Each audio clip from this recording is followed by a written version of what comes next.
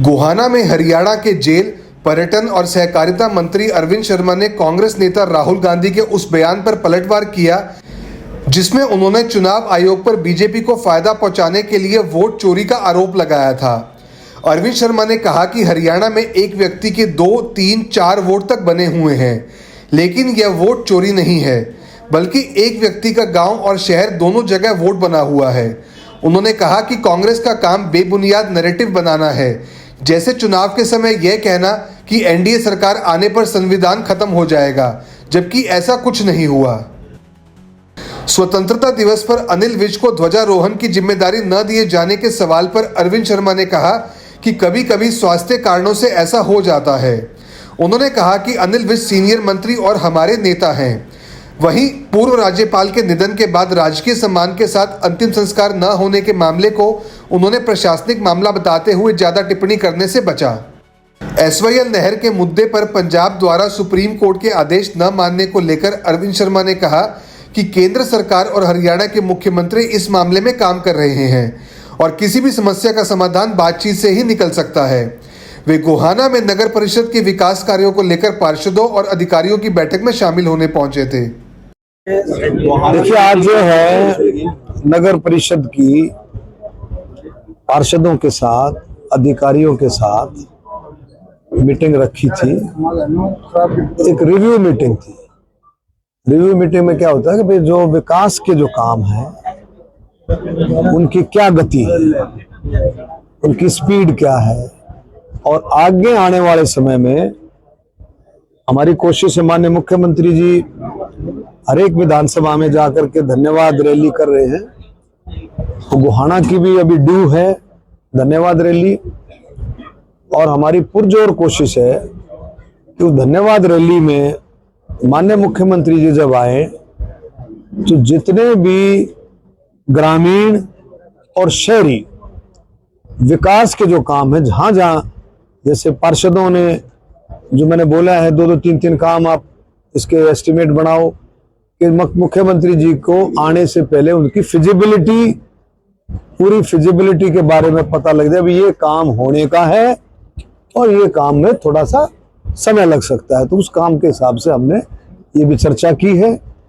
और मुझे पूरी उम्मीद है कि जैसे मीटिंगें हुई है, बड़ी सार्थक मीटिंग, सभी ऑफिसर साहिबान ने इसमें, ईओ मैडम हैं, अपने नगर परिषद के जेई हैं, एक्सियन हैं, और भी सेक्रेटरी, सब ने इनमें इसमें हिस्सा लेकर के इस मीटिंग को अपनी अपनी बातें रखी। और सबसे बड़ी बात यह है, माननीय मनोहर लाल खट्टर जी ने जो हरियाणा के अंदर बात शुरू की थी,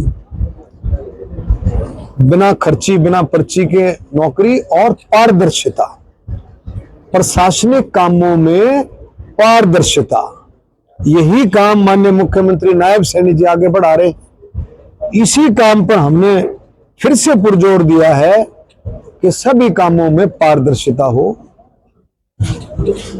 नगर परिषद के अधिकारियों को भी और सभी साथियों को यही हमने कहा है कि भाई पारदर्शिता, ज्यादा से ज्यादा पारदर्शिता हो।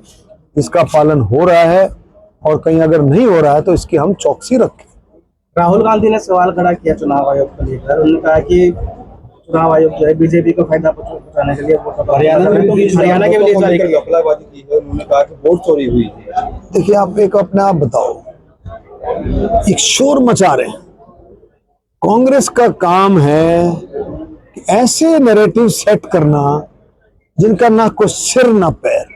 पहले इन्होंने पार्लियामेंट इलेक्शन में क्या किया कि भारतीय जनता पार्टी आएगी, एनडीए की सरकार आएगी, संविधान बदल देगी, संविधान बदल देगी, गरीबों का हक छीन लेगी।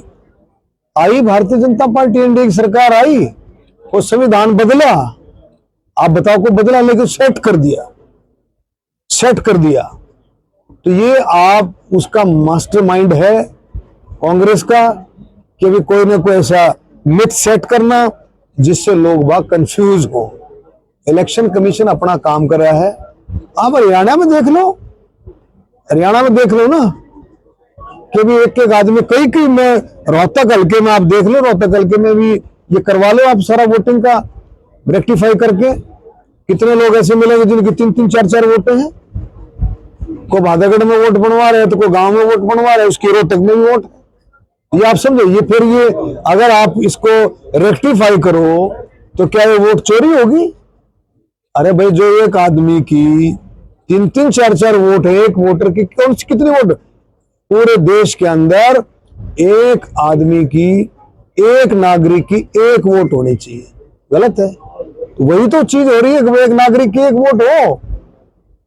अगर उसकी 2 वोट हैं, 2 जगह वोट हैं, एक जगह कट गई तो वोट चोरी है। यही तो बात है।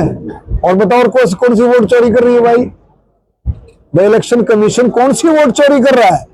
जिसकी नागरिक की पूरे देश में एक वोट होनी चाहिए, अगर उसकी 2 हैं, किसी किसी की 3 हैं, किसी किसी की 4 भी हैं, और उसको एक अगर वोट रह जाती है तो वोट चोरी नहीं, फेयरनेस है। ये इलेक्शन साफ सुथरा इलेक्शन हो, उसकी फेयरनेस। मंत्री जी, एसवाईएल को लेकर भी पिछले दिनों मीटिंग हुई थी जिसमें पंजाब पानी देने को तैयार नहीं है। विपक्ष कह रहा है कि कानूनी कार्रवाई करनी चाहिए, अवमानना का केस करना चाहिए। कानूनी तो कार्रवाई चली रही है और केंद्र सरकार भी इसमें बीच में है। चंडीगढ़ में मीटिंग हुई, वहां दिल्ली, तो ये चल। देखो, कोई भी समाधान, किसी भी चीज का समाधान, उलझे हुए सिस्टम का समाधान वार्ता से, संवाद से है। मुझे पूरी उम्मीद है माननीय मुख्यमंत्री नायब सैनी जी, हमारी केंद्र सरकार बहुत गंभीरता से लगी हुई है और कोई ना कुछ समय आएगा, रिजल्ट निकले। जो है राजकीय सम्मान के साथ नहीं होगा, ना कोई बीजेपी का बड़ा नेता पहुंचा, उसको लेकर क्या करेंगे? देखिए, ये कई इसमें तो प्रशासनिक बातें हैं। तो गोहाना में आज आपने मीटिंग ली है, पार्षदों ने शिविर की और पानी की समस्या बताई है, तो गोहाना को कैसे मुक्त करोगे आप? शिविर एक तो सबसे बड़ी इस मीटिंग की खासियत आपने ऑब्जर्व करी। इस मीटिंग की खासियत क्या रही? कि इस मीटिंग की खासियत रही कि मैक्सिमम पार्षदों ने इसमें हिस्सा लिया। ज्यादा से ज्यादा पार्षदों ने, मेरे ख्याल में कोई चेयरमैन साहब, चेयरमैन मैडम बाहर थी किसी कारण से, त्योहार का और उसका, समझे, 19 से 20 पार्षदों ने हिस्सा लिया और अपनी अपनी बात रखी। किसी के प्रति कोई वो नहीं था, दुर्भाव नहीं था।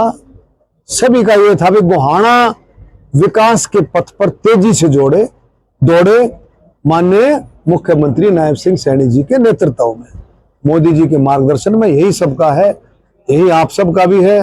आप पत्रकार भाई भी, इलेक्ट्रॉनिक्स और प्रिंट मीडिया सभी ये चाहते हैं कि गोहाना की समस्याएं, छोटी छोटी समस्याएं हैं, उनका समाधान। धन्यवाद। पहली बार ऐसा हुआ है, पहली बारिश आई थी गोहाना में, चलो बड़ा हुआ था, लेकिन सड़कों की हालत बिल्कुल खराब हो चुकी है। करते हैं सब कुछ। मंत्री जी, पहली बार ऐसा हुआ है किसी मंत्री को जो है नौजवान के लिए लिस्ट में शामिल नहीं किया गया, अनिल विज जी को। कोई बहुत को उसमें होगा, उसमें जो है ना, कई बार स्वास्थ्य का कारण भी, और भी अनिल विज जी हमारे बहुत सीनियर नेता हैं। वो तो दूसरों को शामिल करने वाले लोगों में है, हमारे सीनियर नेता हैं अनिल विज जी, सीनियर मंत्री हैं। तो कोई उनकी आपस में जो है, मेरा ख्याल में और रिवाइज लिस्ट में आ गया हो तो यार तुम भी यार ऐसे सवाल। अब 12वीं पास छात्र छात्राओं के लिए नर्सिंग ऑफिसर बनना हुआ बिल्कुल आसान। ANM, GNM, BSc nursing, post BSc nursing course में दाखिला ले व बेहतरीन भविष्य बनाएं। आज ही स्क्रीन पर दिए नंबर पर कॉल करें। दीप नर्सिंग एकेडमी, छोटू राम चौक, सोनीपत। अपने शहर की हर ताजा खबर के लिए हमारे चैनल SNA न्यूज को सब्सक्राइब करें, लाइक करें, कमेंट करें व शेयर करें। बेल आइकन दबाना ना भूलें। हमारे अन्य सोशल मीडिया प्लेटफॉर्म्स पर भी हमें फॉलो करें।